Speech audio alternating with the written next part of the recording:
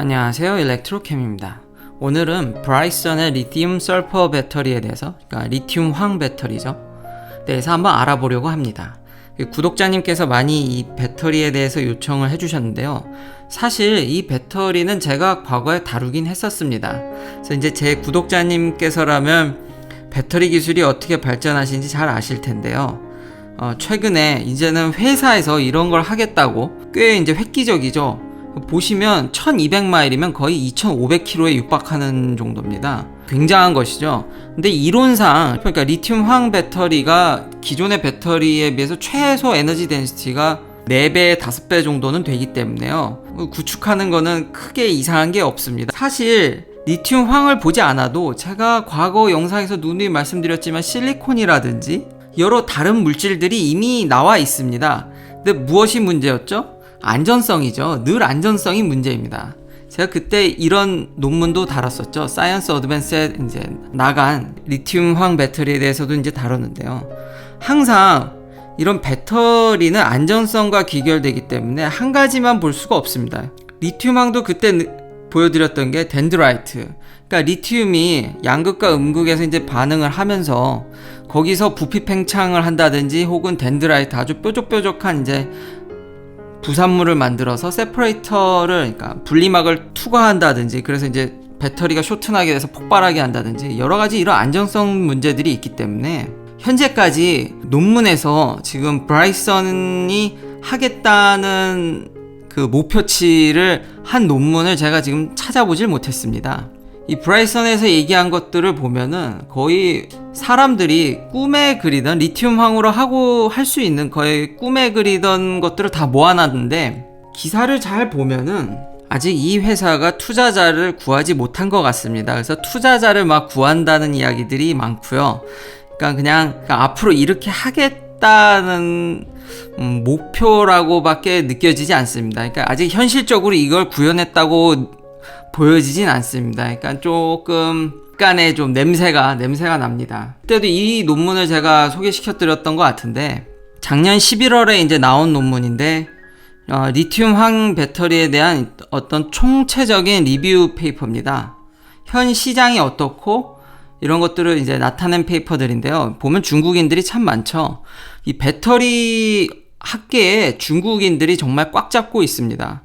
또한 중국에서는 이런 좋은데 페이퍼를, 이제 논문을 많이 내면 인센티브를 굉장히 많이 줍니다.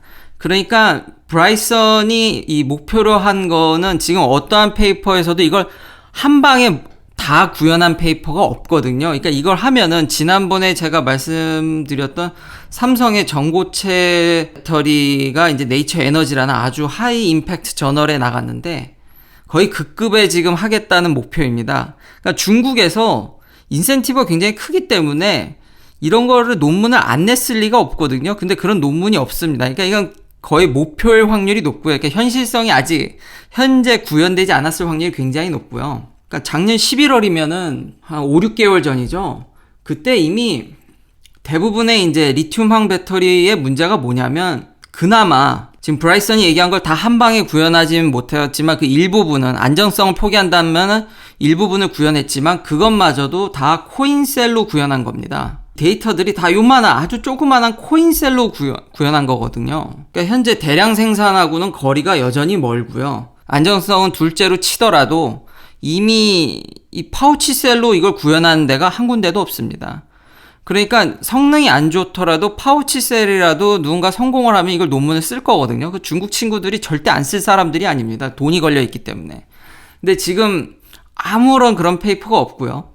불과 1년도 안 된 페이퍼에서 파우치셀에 대해서 지금 언급하고 있다는 건 아직 대량 생산이 안 돼 있다는 거고, 보면은 여러 가지 모든 부분에 있어서 결론 부분에 보면은 7가지로 나눠서, 제가 전에 영상에서 다뤘듯이 안정성이라든지 빨리 충전한다든지 여러 가지 이런 배터리는 그 잣대가 너무 많습니다. 빨리 충전도 돼야 되고 용량도 유지돼야 되고 오래 쓰기도 해야 되고 그러면서 터지지도 말아야 되죠. 그러니까 뭐 하나 좋으면 뭐 하나 안 좋은 현상이라고 제가 누누이 말씀드렸지 않습니까? 그거 다 개발해야 된다고, 그 플러스 가격이 싸야 된다고, 로우 코스트로 그걸 많이 만들 수 있게 해야 된다고 이미 결론에 나와 있습니다, 보고서에.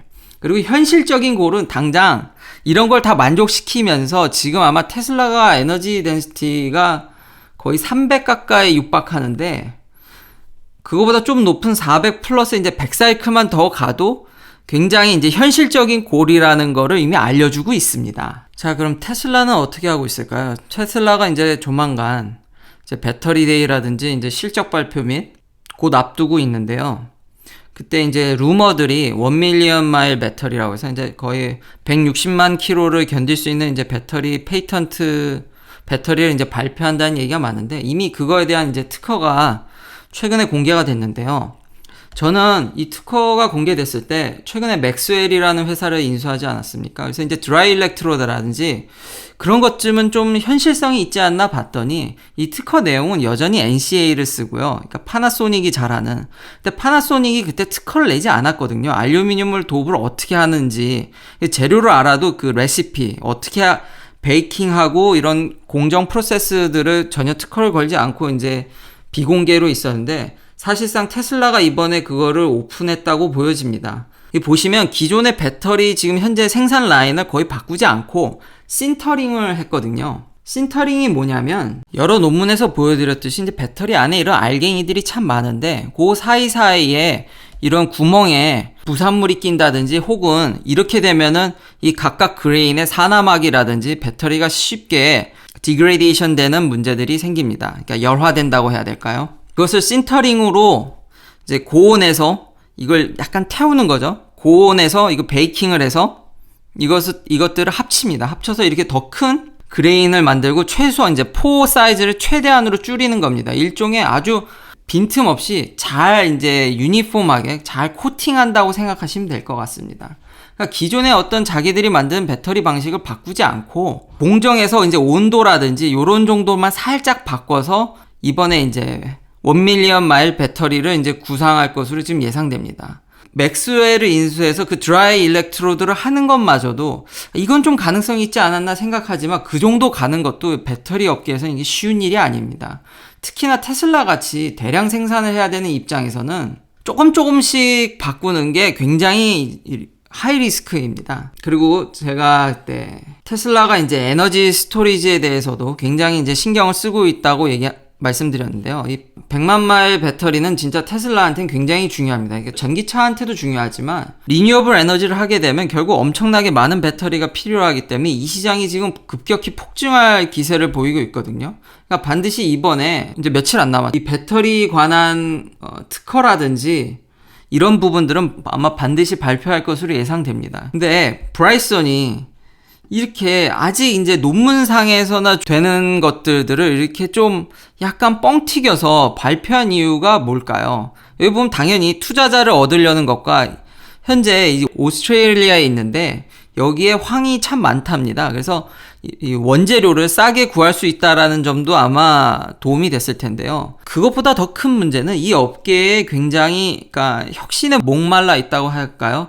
지난 영상에도 자율주행에 있어서 지금 거의 100조 가까운 돈이 풀렸는데 지금 되지 않다 보니까 돈은 많이 투자할 사람들은 많은데 이걸 지금 할 수 있는 사람들이 이렇게 많지 않거든요. 회사나 사람들이. 누군가만 얘기를 하면은 혹시나 해서 그 투자하는 금액이 있는 것으로 보입니다. 그러니까 그런 금액을 노리고 지금 이런 얘기들을 하는 것 같습니다. 사실 지금 브라이슨이 얘기한 건 아직 현실에서는 좀 거리가 멉니다. 제가 테슬라를 처음에는 많이 비판했던 게 너무 좀 현실성이라든지 뻥튀기가 좀 가미가 돼서 이게 좀 비판적이었는데 제가 테슬라를 바라보는 그런 스탠스는 바뀐 게 없습니다. 제가 단지 테슬라를 알아가면서 그 주변을 알아보니까 아니 GM 같은 기업도 너무 계획 철회라든지 이런 뻥이 너무 심하다는 거죠. 여기 보면 GM의 이제 많은 이제 소비자들이 쉐비 볼트를 리프레시 해달라는 요구가 참 많았습니다. 근데 결국 이제 딜레이가 됐죠. 이걸 딜레이 하면서 뭐라 그랬냐면 그래도 이제 사이버 트럭과 경쟁할 허머라든지 캐딜락 브랜드를 EV는 스케줄대로 낼 거다. 내기를 뭘 냅니까? 예. 허머도 지금 딜레이가 됐죠. 그러니까 여기는 뭐만 말하면 뒤집는 게 너무 순식간입니다. 옛날 아주 유명한 군용 그 허머를 재해석해서 이렇게 전기차로 트럭으로 멋있게 내놓는다고 했지만 결국 이것마저도 지금 딜레이가 됐죠. 참고로 허머의 스펙은 이 정도 됩니다. 그러니까 사이버 트럭을 지금 상회한다고 이제 막 광고를 했었는데 이런 대기업들조차도 이 업계가 뭐만 발표했다가 없애는 게 너무 지금 만연해 이런 신빙성, 그러니까 좀 무게감 있는 이야기를 해줬으면 좋겠는데 그나마 진짜 테슬라는 제가 보니까 양반입니다. 물론 바이러스 영향이 없진 않았겠죠. 근데 왠지 너무 핑계같이 들립니다. 그리고 테슬라는 계속 현실적으로 제품을 만들어 내가고 있죠. 그래서 오늘은 조금 투자자를 찾기 위한 브라이선의 좀 풍 섞인 목표를 들어봤습니다. 시청해 주셔서 감사합니다. 구독, 좋아요 부탁드립니다. 내일도 테슬라 관련 이야기들로 찾아뵙겠습니다.